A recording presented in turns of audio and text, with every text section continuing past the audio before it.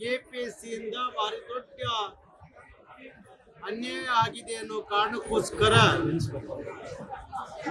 ಅದನ್ನು ಸರಿಪಡಿಸಬೇಕು, ಕನ್ನಡದ ವಿದ್ಯಾರ್ಥಿಗಳಿಗೆ ನ್ಯಾಯ ಸಿಗಬೇಕು ಅಂತ ಹೇಳಿ ಕರ್ನಾಟಕ ರಕ್ಷಣಾ ವೇದಿಕೆ 2 ತಿಂಗಳಿಂದ ನಿರಂತರವಾಗಿ ಈ ಹೋರಾಟವನ್ನ ನಡೆಸಿಕೊಂಡು ಬಂದಿದೆ.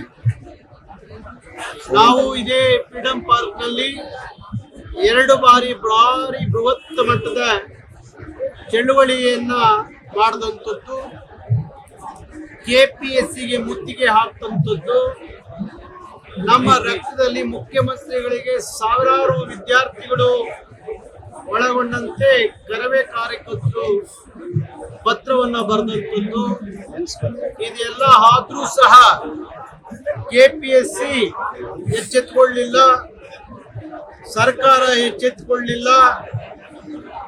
ಅದಕ್ಕಾಗಿ ನಮ್ಮ ನಾಡಿನ ಮಕ್ಕಳ ಭವಿಷ್ಯ ಬದುಕು ಅದರಲ್ಲಿ ಇರೋದ್ರಿಂದ ನಾವೆಲ್ಲ ಕೆಪಿಎಸ್ಸಿ ಕನ್ನಡದ ವಿದ್ಯಾರ್ಥಿಗಳ ಪರವಾಗಿ ಅವರಿಗೆ ನ್ಯಾಯ ಸಿಗಬೇಕು ಅಂತ ಹೇಳಿ ಅಹೋರಾತ್ರಿ ಪ್ರತಿಭಟನೆಯ ಧರಣಿಯನ್ನ ಮಾಡ್ತಾ ಇದ್ದೀವಿ.